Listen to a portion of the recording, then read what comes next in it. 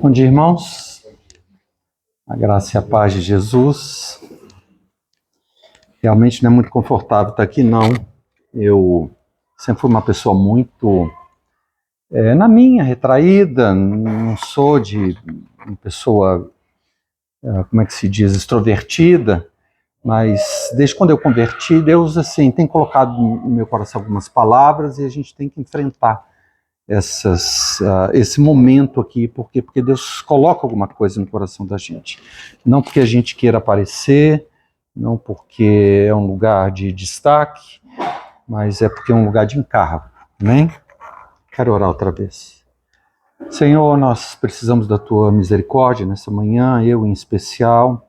Peço que o Senhor use da Tua graça e fale aos nossos corações, Senhor, através da Tua palavra. Queremos ser transformados por ela, Senhor. Queremos ser traspassados, queremos ser transformados, Senhor, pela Tua palavra. Nos abençoa e me ajude, Deus, em nome de Jesus. Amém. Como o David disse, nós estamos separando alguns personagens na palavra de Deus e procurando discernir qual foi o centro da vontade de Deus para essa pessoa, para esse profeta, para esse servo de Deus.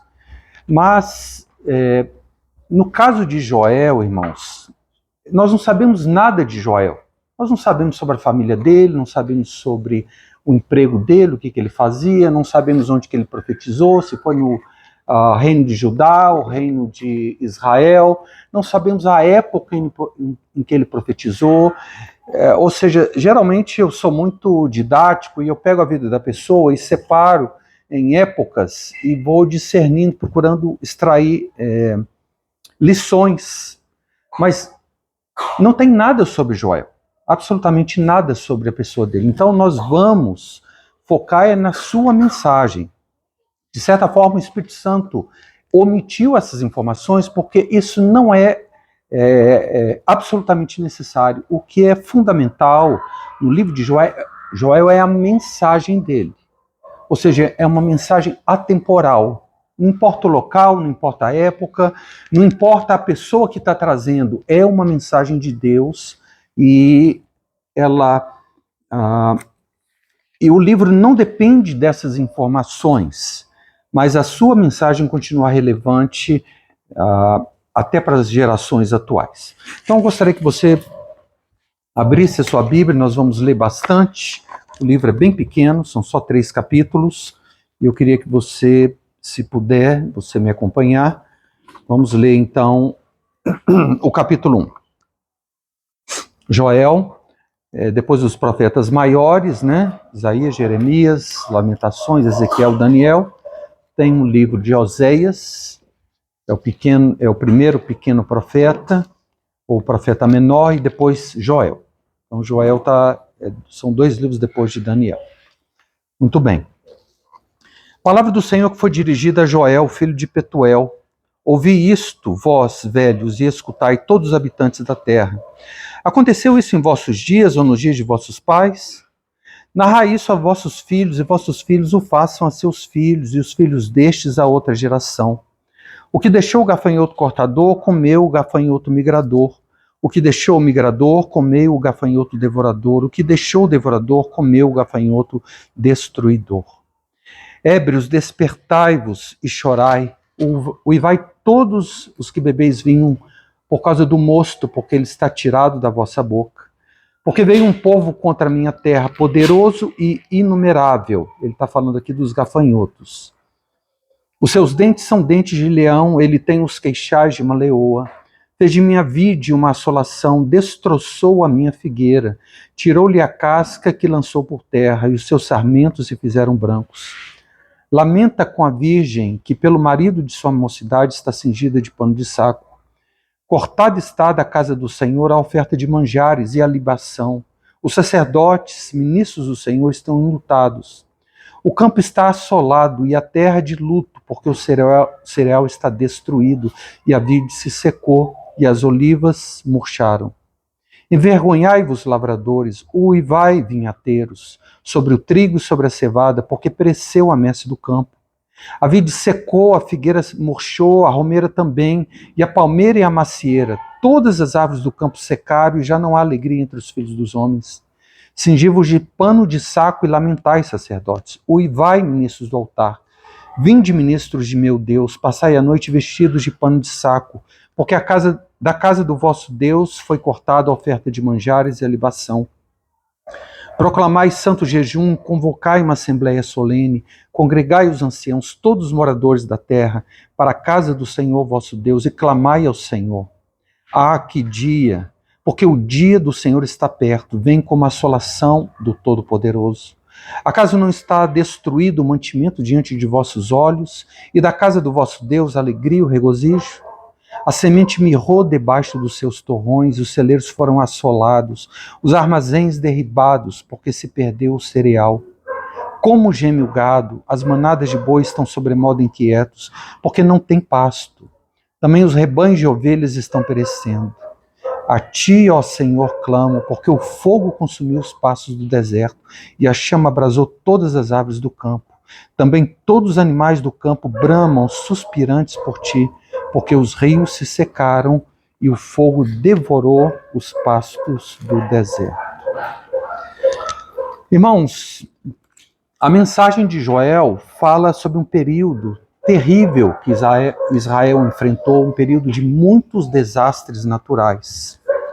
E a sua mensagem fala, se nós destrincharmos aqui, versículo 4, nós temos 4 pragas de gafanhotos: o cortador, o migrador, o devorador e o destruidor.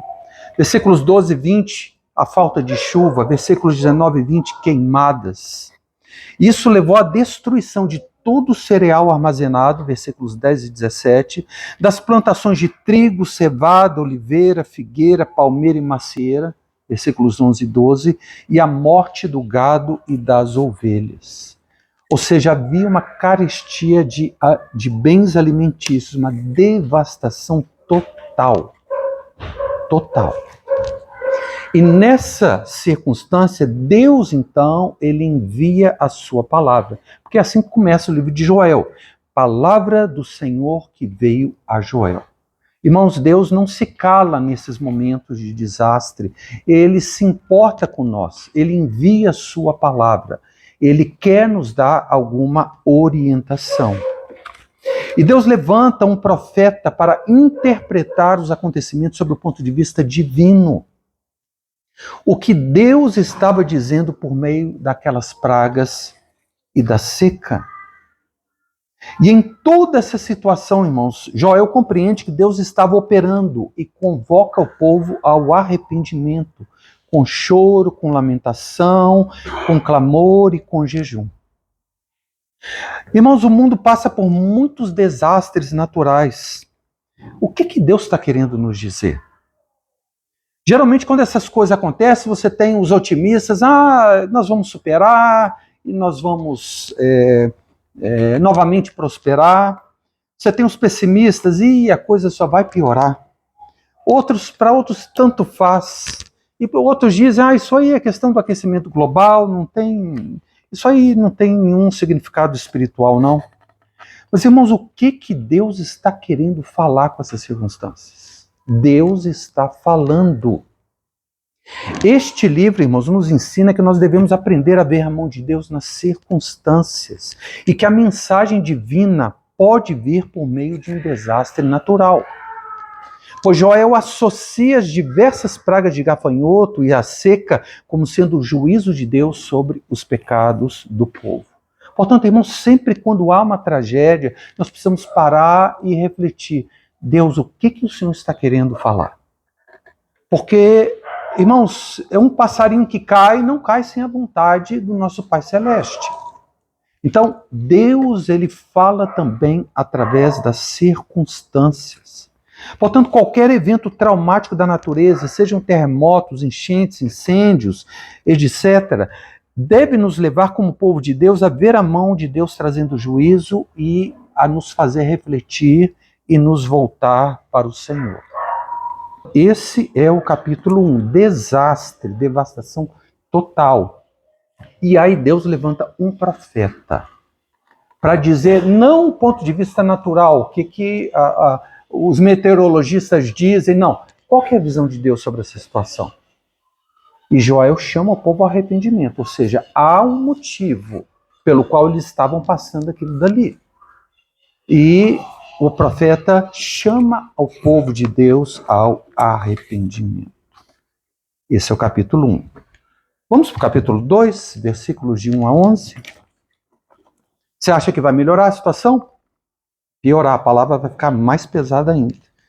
Capítulo 2. Tocai a trombeta em Sião e dai voz de rebate no meu santo monte. Perturbem-se todos os moradores da terra, porque o dia do Senhor vem, já está próximo. Dia de escuridade e densas trevas, dia de nuvens e negridão. Como a alva por sobre os montes, assim se difunde um povo grande e poderoso, qual desde o tempo antigo nunca houve, nem depois dele haverá pelos anos adiante, de geração em geração. À frente dele vai um fogo devorador, atrás chama que abrasa. Diante dele a terra é como o jardim do Éden, mas atrás dele um deserto assolado. Nada lhe escapa. A sua aparência é como a de cavalos, e como cavaleiros assim correm. Estrondeando como carros, vem saltando pelo cimo dos montes, crepitando como chamas de fogo que devoram restolho, como um povo poderoso posto em ordem de combate. Diante dele tremem os povos. Agora, o profeta não está falando dos gafanhotos, não, irmãos. Está falando de um exército que virá. Diante deles tremem os povos, todos os rostos empalidecem. Correm como valentes, como homens de guerra, sobem muros, cada um vai no seu caminho e não se desvia da sua fileira. Não empurram uns aos outros, cada um segue o seu rumo. Arremetem contra lanças e não se detêm no seu caminho. Assaltam a cidade, correm pelos muros, sobem as casas, pelas janelas entram como ladrão. Diante deles treme a terra e os céus se abalam. O sol e a lua escurecem, as estrelas retiram o seu resplendor. O Senhor levanta a voz diante do seu exército, porque muitíssimo grande é o seu arraial, porque é poderoso quem executa suas ordens. Sim, grande é o dia do Senhor e muito terrível. Quem poderá suportar? Presta atenção nessa palavra aqui desse último versículo aqui. Porque muitíssimo grande é o seu exército. É o exército de Deus. Porque poderoso é quem executa as ordens do Senhor. Irmãos, o capítulo 2 fala do grande e terrível dia do Senhor. Esse é o tema do profeta Joel. O grande e terrível dia do Senhor. Joel está querendo dizer o seguinte: olha, o que vocês estão passando é apenas uma amostra grátis do que vai ser o grande e terrível dia do Senhor. O que está acontecendo aqui é uma pequena amostra como que vai ser no futuro. E se você estudar, irmãos, essa expressão, o dia do Senhor, mencionado tanto no Novo Testamento quanto no Antigo Testamento, será um dia especial na história humana e nada do que já aconteceu pode ser comparado a ele. Ocorrerá no fim dos tempos e será um dia de trevas, escuridão, angústia, julgamento, ira e vingança divina contra todos os inimigos de Deus. Alguns creem que esse dia ou época será o período da grande tribulação, em que Deus derramará as 7 taças da ira de Deus sobre os habitantes da terra e culminará com o retorno visível do Senhor Jesus no momento em que todos os inimigos de Deus serão destruídos. Zacarias capítulo 4, Apocalipse capítulo 19. E Joel diz: o dia do Senhor está próximo. O que vocês estão vendo aqui é apenas um pequeno exemplo do que será esse dia. Esse dia vai ser terrível. E toda a profecia, irmãos, fala sobre futuro, tá certo? Então, Joel não está falando sobre o que estava acontecendo, não. Toda a profecia fala sobre futuro e toda a profecia tem uma aplicação breve e uma aplicação futura. Então, Joel está falando o seguinte: olha, isso aqui, o dia do Senhor não chegou, não. O dia do Senhor vai chegar e vai ser um exército invadindo aqui Jerusalém e destruindo tudo. Ou seja, aquela profecia de Joel, ela tinha um cumprimento próximo que ou significava a invasão dos assírios sobre as 10 tribos da nação de Israel, ou a invasão dos babilônicos sobre as 2 tribos, a nação de Judá.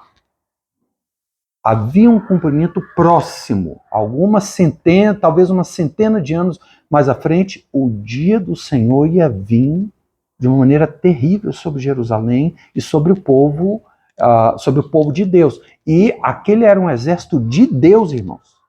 Era Deus que ia trazer juízo sobre o seu povo. Tá? E tem uma aplicação também distante àquela profecia, que são as pragas do Apocalipse. Então toda profecia tem sempre duas aplicações.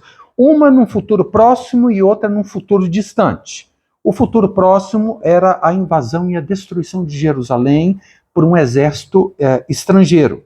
Provavelmente por causa disso, porque ele cita Jerusalém, provavelmente ele era da nação de Judá, as duas tribos ali, Benjamim e Judá.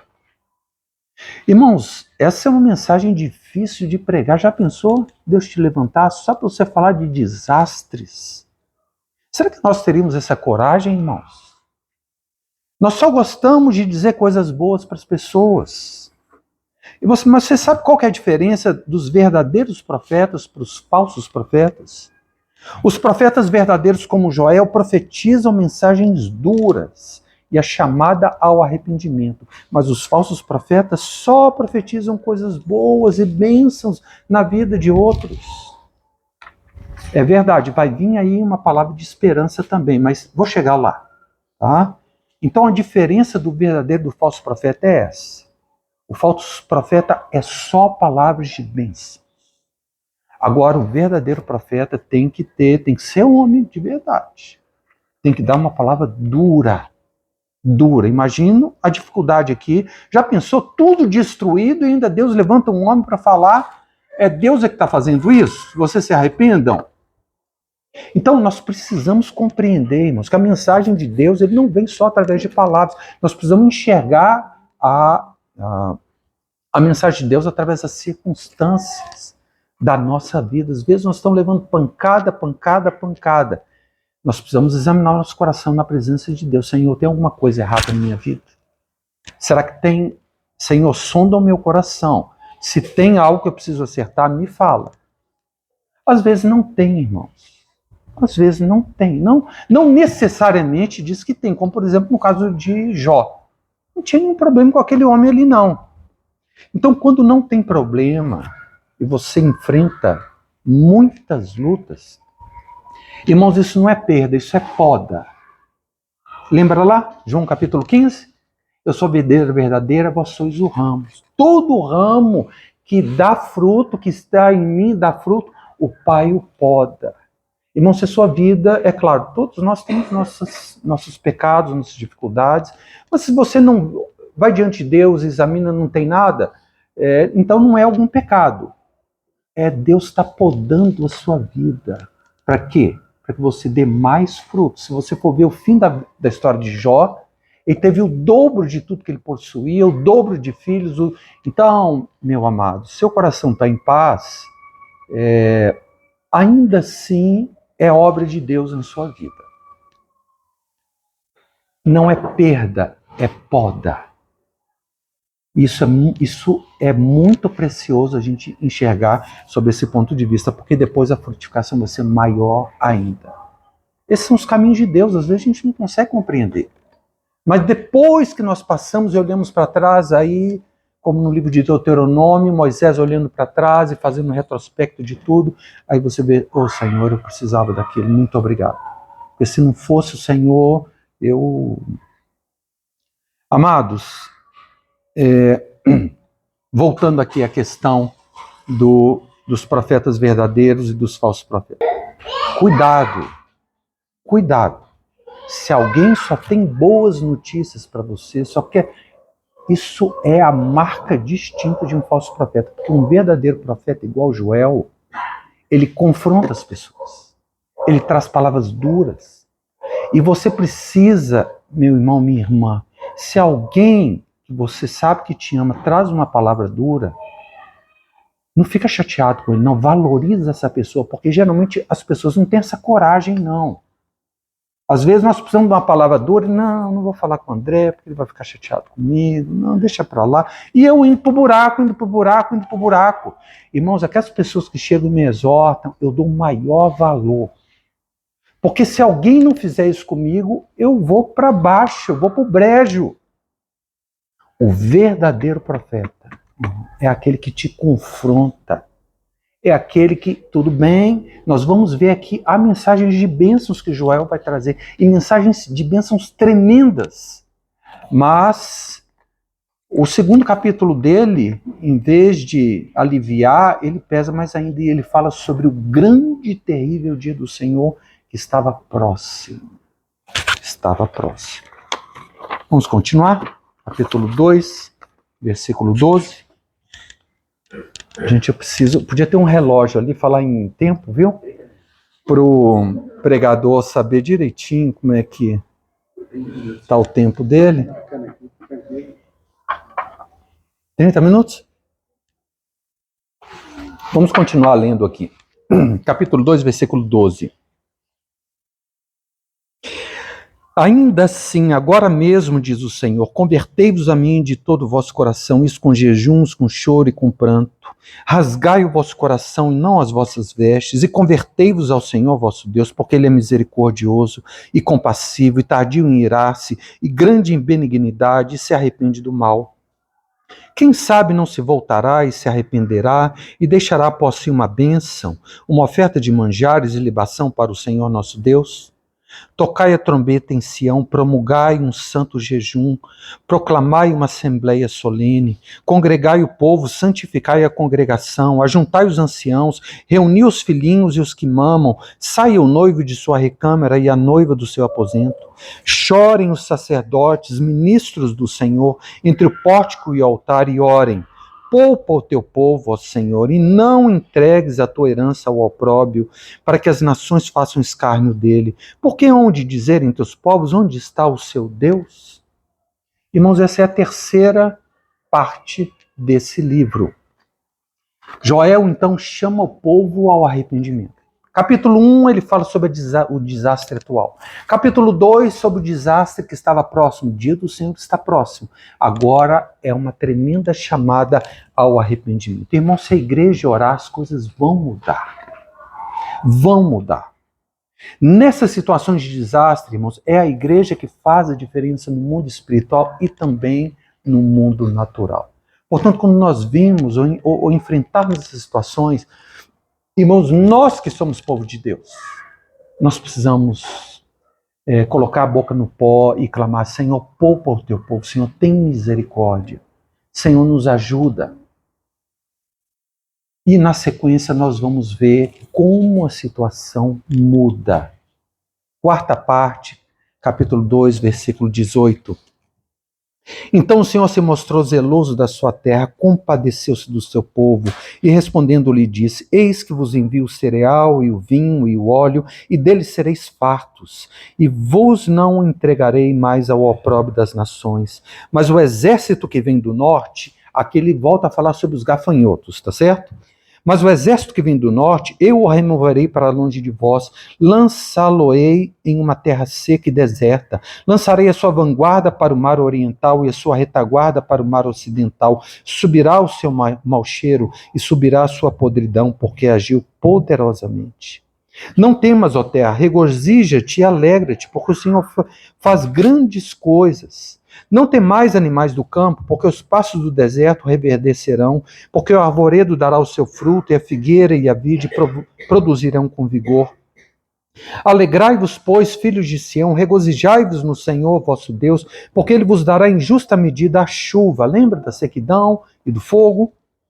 Fará descer como outrora a chuva temporã e a serôdia. As eiras se encherão novamente de trigo, os lagares transbordarão de vinho e de óleo. Restituir-vos-ei os anos que foram consumidos pelo gafanhoto migrador, pelo destruidor e pelo cortador, o meu grande exército que enviei contra vós outros. Aquilo era a mão de Deus, aquilo era o juízo de Deus. Comereis abundantemente, vos fartareis e louvareis o nome do Senhor vosso Deus, que se ouve maravilhosamente convosco, e o meu povo jamais será envergonhado. Sabereis que estou no meio de Israel e que eu sou o Senhor vosso Deus, e não há outro, e meu povo jamais será envergonhado. Irmãos, logo depois da chamada para o arrependimento, irmãos, Deus diz: eu vou abençoá-los. Eu vou restituir os anos que foram consumidos pelo gafanhoto, versículo 25. As eiras se encherão de trigo, os lagares transbordarão de vinho, versículo 24. Comereis abundantemente e vos fartareis e louvareis o nome do Senhor, versículo 23. Ô irmãos, a igreja move a mão misericordiosa de Deus. Mas tem que haver o arrependimento, tem que haver o quebrantamento, tem que haver o clamor, tem que haver o jejum. E Deus, quando Ele vê isso de nossa parte, irmãos, Ele responde, e Ele abençoa, e Ele multiplica a ponto do que aconteceu não ser nem lembrado. Vou restituir, e eu não vou só restituir, não, eu vou acrescentar isso e aquilo outro. Irmãos, as bênçãos, por causa do clamor do povo de Deus. Quinta parte, na sequência aí. Lembra que eu disse que o capítulo 1 falava do desastre atual e o capítulo 2 falava da profecia sobre o futuro dia do Senhor? Primeira e segunda parte. Terceira parte, arrependimento. Quarta parte, Deus então resolve o dia presente e profetiza tremendas bênçãos para o futuro. Olha a sequência, versículo 28. E acontecerá depois que derramarei o meu espírito sobre toda a carne. Irmãos, isso aqui é para compensar o grande e terrível dia do Senhor, no capítulo 2 que Joel profetizou. E acontecerá depois que derramarei o meu espírito sobre toda a carne, os vossos filhos e as vossas filhas profetizarão, os vossos velhos sonharão e vossos jovens terão visões. Até sobre os servos e sobre as servas derramarei do meu espírito naqueles dias, mostrarei prodígios no céu e na terra, sangue, fogo e coluna de fumaça. O sol se converterá em trevas e a lua em sangue, antes que venha o grande e terrível dia do Senhor. E acontecerá que todo aquele que invocar o nome do Senhor será salvo, porque no monte Sião e em Jerusalém estarão os que forem salvos, como o Senhor prometeu, e entre os sobreviventes aqueles a quem o Senhor chamar. Você está conseguindo ver a estrutura do livro? Desastre atual, desastre futuro. Arrependimento, bênção atual e bênção futura. O arrependimento divide o livro, irmãos. E para o desastre atual vem a bênção atual. E para a profecia do grande e terrível dia do Senhor futuro, Deus profetiza uma bênção que nunca aconteceu. Isso começou no dia de Pentecostes. Mas alguns creem que haverá um derramamento mais poderoso e mais pleno do Espírito de Deus antes do Apocalipse. Antes do grande e terrível dia do Senhor. Deus vai dar uma chance. Deus vai derramar uma bênção como nunca foi derramada antes. E é essa estrutura. Se você pegar até aqui, nós temos 5 partes. Juízo presente e juízo futuro. Arrependimento, bênção presente e bênção futura. Olha como é que Deus é equilibrado. Olha como a palavra de Deus, Deus traz as coisas de forma equilibrada. Joel não profetiza só desastres e coisas terríveis, não, irmãos. Ele profetiza também bênçãos. Mas isso depende da nossa atitude quando a tragédia chega. Lembre-se disso, preste bastante atenção. Quando a tragédia chega, nós temos... Qual é a nossa reação? É reclamar, é murmurar, falar, Deus não me ama mais, Deus desistiu de mim, e não, esse negócio está muito difícil, vou chutar o balde. Não, irmãos, essa não pode ser a nossa atitude, não, irmãos. Porque nós vamos perder o melhor. Quando o desastre bate a porta, é momento de se quebrantar. É momento de, como lá, se eu não me engano, Lamentações de Jeremias, vem aqui comigo.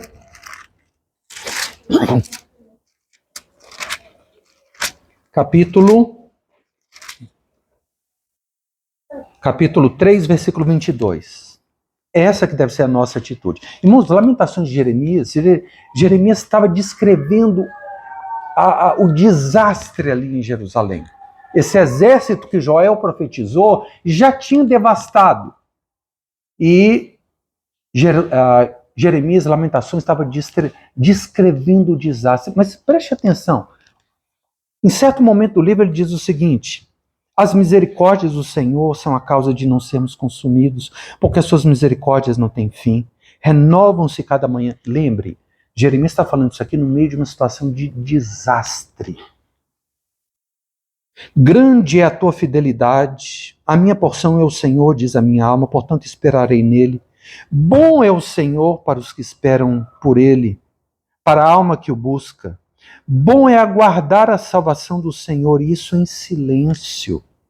Bom é para o homem suportar o jugo na sua mocidade. Assente solitário e fique em silêncio, porquanto esse jugo Deus o colocou sobre ele. Põe a boca no pó, talvez haja esperança. Dê a face ao que o fere, farte-se de afronta. O Senhor não rejeitará para sempre. Pois ainda que entristeça alguém, ousará de compaixão segundo a grandeza das suas misericórdias, porque não aflige nem entristece de bom grado os filhos dos homens. Irmãos, é a mesma situação de Joel aqui em Jeremias. O desastre estava feito. Jeremias então diz: coloca a boca no pó, quebranta, clama ao Senhor, porque suas misericórdias não têm fim, porque Ele é bom, mesmo no meio da tragédia. Deus é bom. Ô irmão, precisa ter uma fé forte para isso. Precisa ter uma fé forte para isso. Quando morre alguém que você ama, quando você recebe uma notícia terrível, ô irmão, não reclama não, não murmura não, porque você vai perder a bênção se você fizer isso.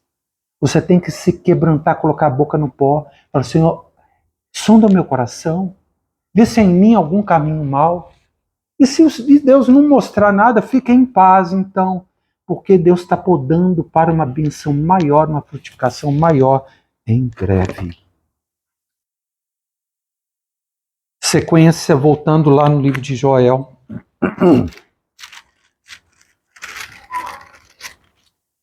Agora nós entramos, irmãos, no capítulo 3, que é o juízo para as nações. Até aqui Deus tratou com o povo dele. Agora ele fala sobre os juízos de Deus sobre as nações. Eu não vou ler tudo, não. Ou vamos ler, tem um tempo aqui. Capítulo 3, Joel. Eis que naqueles dias e naquele tempo, em que mudarei a sorte de Judá e Jerusalém, congregarei todas as nações e as farei descer ao vale de Josafá, e ali entrarei em juízo contra elas, por causa do meu povo e da minha herança Israel, a quem elas espalharam por entre os povos, repartindo a minha herança entre si. Lançaram sorte sobre o meu povo e deram meninos por meretrizes, venderam meninas por vinho que beberam. Que tendes comigo, Tiro e Sidom, e todas as regiões da Filistia? É isso a vingança que quereis contra mim? Se assim me quereis vingar, farei sem demora cair sobre vós, sobre a vossa cabeça a vossa vingança. Visto que levastes a minha prata e o meu ouro e as minhas joias preciosas, metestes nos vossos templos, e vendestes os filhos de Judá e os filhos de Jerusalém aos filhos dos gregos para apartar para longe dos seus limites, eis que eu suscitarei do lugar para onde os vendestes e farei cair a vossa vingança sobre a vossa própria cabeça. Venderei os vossos filhos e vossas filhas aos filhos de Judá, e estes aos sabeus, a uma nação remota, porque o Senhor o disse. Proclamai isso entre as nações, apregoai guerra santa e suscitai os valentes. Cheguem-se, subam todos os homens de guerra. Forjai espadas das vossas relhas. Presta atenção nesse versículo. Forjai espadas das vossas relhas de arado e lanças das vossas podadeiras. Diga ao fraco: eu sou forte. Apressai-vos e vinde, todos os povos em redor, e congregai-vos, para ali, ó Senhor, fazer descer os teus valentes. Levantem-se as nações e sigam para o vale de Josafá, porque ali me assentarei para julgar todas as nações em redor. Lançai a foice, porque está madura a seara. Vinde, pisai, porque o lagar está cheio, os seus compartimentos transbordam, porquanto a sua malícia é grande. Multidões, multidões no vale da decisão, porque o dia do Senhor está perto, no dia da decisão. O sol e a lua se escurecem, e as estrelas retiram o seu resplendor. O Senhor brama de Sião e se fará ouvir de Jerusalém, e os céus e a terra tremerão, mas o Senhor será refúgio do seu povo, fortaleza para os filhos de Israel. Sabereis assim que eu sou o Senhor, vosso Deus, que habito em Sião, meu santo monte, Jerusalém será santa, estranhos não passarão mais por ela. Irmãos, aqui nós temos praticamente a última parte do capítulo, que é o juízo para as nações. Agora observe a ordem. Primeiro o juízo para o povo de Deus, depois o juízo para as nações. Irmãos, você sabe que o julgamento começa pela casa de Deus? Deus julga primeiro os seus, antes de julgar o mundo. Amados, no Antigo Testamento, os judeus, eles pediam a intervenção de Deus na história, para que Israel fosse elevado acima de todas as nações. Haviam essas promessas para Israel, e os judeus pediam: Senhor, venha o teu dia, Senhor, o dia do juízo. Mas o que eles não compreendiam, irmãos, é que se eles estivessem em situação pecaminosa, isso significaria juízo também para eles. Olha o que diz Malaquias, você não precisa ir lá não, Malaquias capítulo 3, versículo de 1 a 3, preste atenção. De repente virá ao seu templo o Senhor, a quem vós buscais, o anjo da aliança a quem vós desejais, eis que ele vem, diz o Senhor dos Exércitos. Mas quem poderá suportar o dia da sua vinda? E quem poderá subsistir quando ele aparecer? Porque ele é como o fogo do ourives e como a potássia dos lamadeiros. Assentar-se-á como derretedor e purificador de prata. Purificará os filhos de Levi e os refinará como ouro e como prata. Ah, vocês estão pedindo para que venha o dia do juízo? Cuidado! Porque Deus, em primeiro lugar, vai purificar os seus filhos. Israel não sabia disso. Israel queria: Senhor, manifesta, Senhor, volta. Mas o que eles não sabiam é que se eles não estivessem na posição correta, o juiz ia alcançar eles em primeiro lugar. Isso foi o que aconteceu quando Cristo veio. Eles crucificaram o Filho de Deus e logo após Jerusalém é destruída pelo general Tito e os judeus são espalhados por todas as nações até 1948, em que novamente essa nação é levantada das trevas. Irmãos, muitas vezes nós pedimos pela volta do Senhor: Senhor, volta logo, Senhor, volta. Mas, meu irmão, você sabe realmente o que você está pedindo? A sua vida precisa estar santa nesse momento. Se Deus voltar da maneira que nós estamos perdidos, irmãos. Porque, em primeiro lugar, ele vai se assentar como derretedor de ouro e purificador da prata. Ele vai purificar os seus. E se nós não estivermos na posição correta, irmãos, o juízo chega primeiro na nossa vida. Primeiro na nossa vida. Como é que está a nossa vida, irmãos? Nós estamos preparados para a volta do Senhor? Será que estamos? Nós ficamos pedindo: Senhor, o mundo está muito difícil, volta logo. Como é que você está? Como é que eu estou? Porque o juízo começa pela casa de Deus. Se você ler lá, 2 Pedro capítulo 3, havia alguns que estavam zombando. Ah, mas há tanto tempo Jesus prometeu que voltava e até hoje nada, as coisas continuam como desde o princípio do mundo. E Pedro então começa a explicar por que Jesus ainda não voltou. 2 Pedro capítulo 3, versículo 9. Não retarda o Senhor a sua promessa, como alguns a julgam demorada. Pelo contrário, ele é longânimo, paciente para convosco, não querendo que nenhum pereça, senão que todos cheguem ao arrependimento. Preste atenção. Pedro estava escrevendo para quem, gente? Para os cristãos. E ele está dizendo o seguinte: olha, o Senhor não está adiando a sua promessa, não. Alguns julgam ela demorada, pelo contrário, ele é paciente para com vocês, igreja. Não querendo que nenhum pereça, senão todos cheguem ao arrependimento. Preste atenção, irmãos. Jesus não voltou ainda por nossa causa. Porque nós não estamos preparados ainda, irmãos. Porque se ele voltar da maneira que nós estamos, o negócio vai ser feio para o nosso lado. Porque o juízo começa pela casa de Deus. Então, irmão, irmã, e eu falo isso para mim em primeiro lugar, vamos arrumar as nossas vidas. Você quer que Jesus volte? Primeira coisa, olha como é que você está e resolva os seus problemas. Enquanto você está a caminho, Resolva com seu adversário, porque senão o adversário vai te entregar ao juiz e o juiz vai te julgar e a coisa vai ficar difícil. Então, amados, é por nossa causa que Jesus não voltou ainda, porque a igreja não está preparada, porque o mundo já passou da hora do juízo de Deus vir sobre esse mundo. Mas ele é longânimo para conosco. É claro que também para com as pessoas do mundo, Deus está dando mais chance. Mas, em primeiro lugar, está sendo paciente para conosco, irmãos. Não é para com os outros, não. É para conosco. E é muito interessante que nesse capítulo 3, quando ele fala sobre o juízo das nações, ele fala para o seu povo, diga ao fraco, eu sou forte.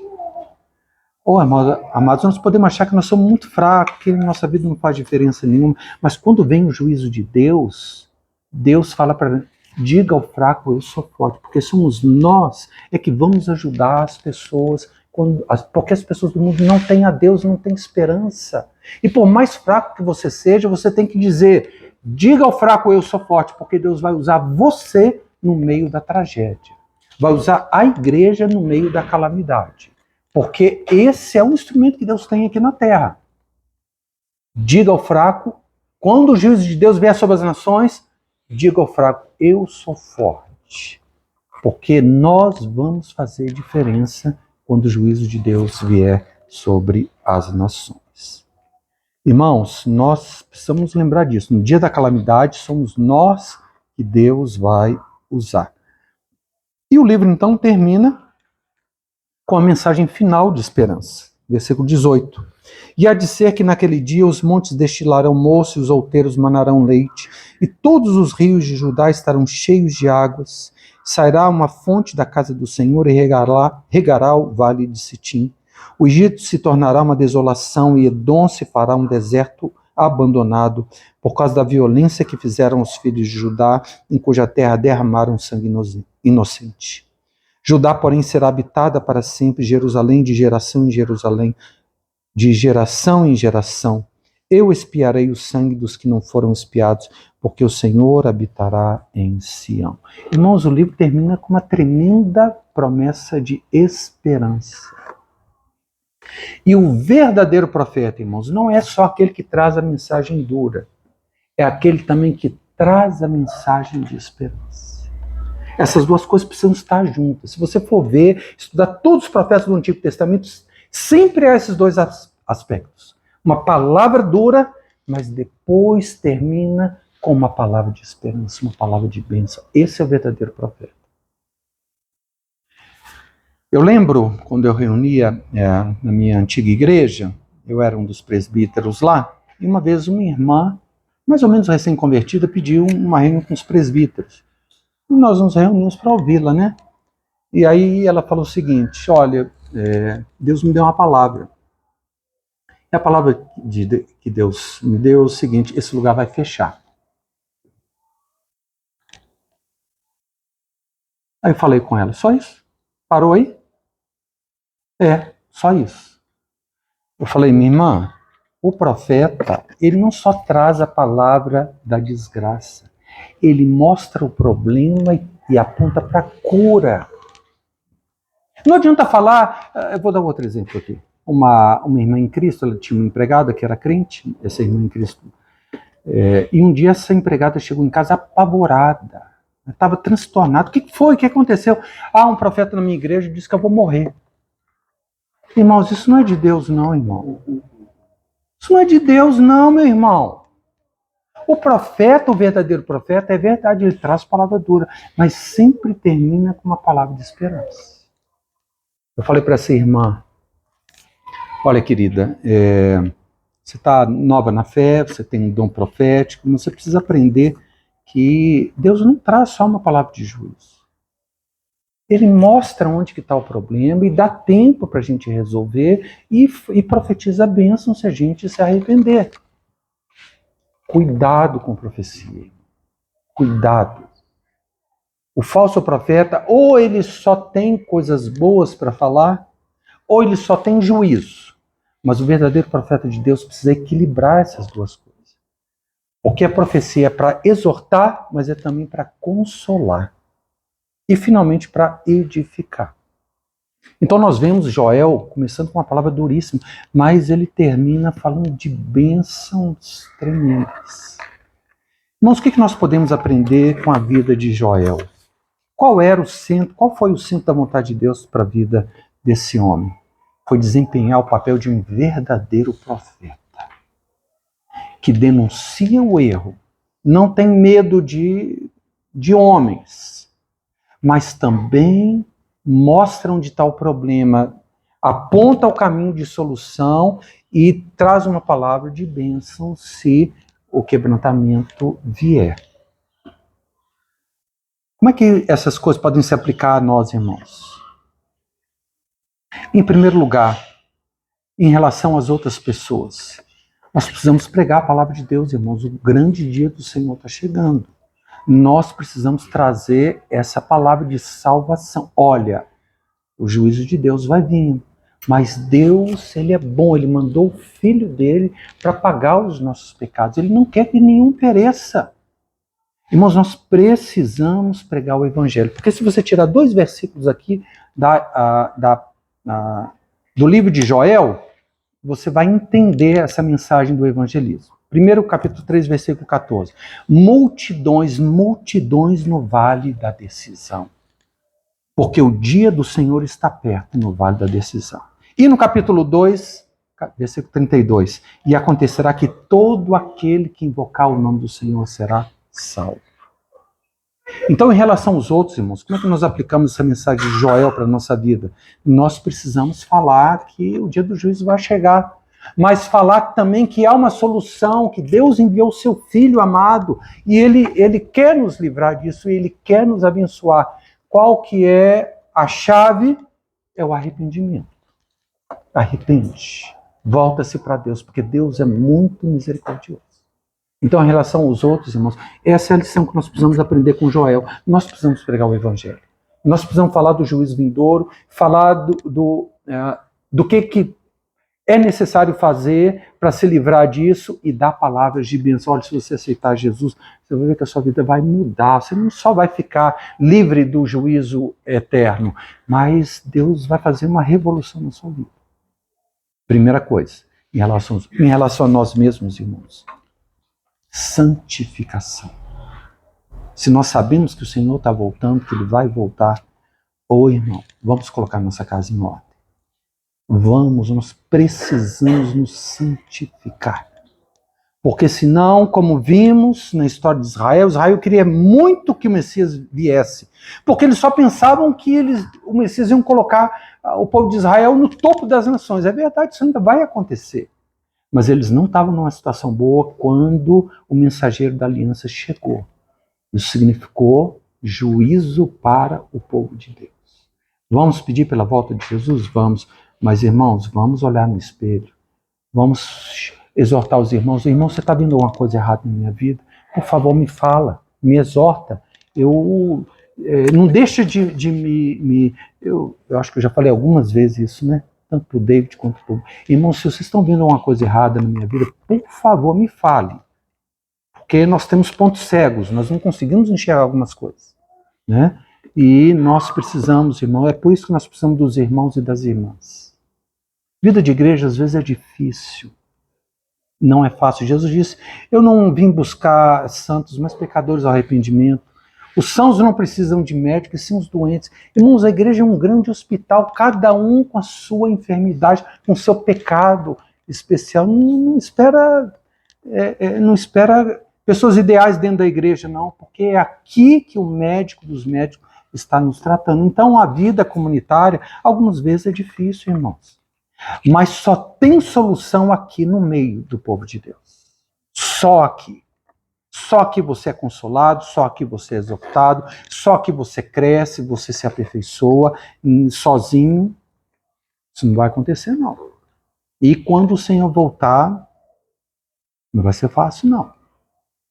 Então, amados, essas são as 2 mensagens que eu creio que nós precisamos aprender em relação a Joel. Nós precisamos falar do grande dia do Senhor. Nós precisamos apontar a solução que é o arrependimento. E nós precisamos profetizar a bênção, que Deus quer abençoar. E nós precisamos também olhar para nós mesmos e falar, Senhor, tenha misericórdia de mim. Me santifica. Não desiste de mim, não, Senhor. Insiste mais. Se não tem ninguém com coragem de colocar o dedo na minha cara aqui, levanta alguém de fora, Senhor. Faz alguma coisa, me sacode, porque isso é bênção para as nossas vidas. Amém? Deus nos abençoe.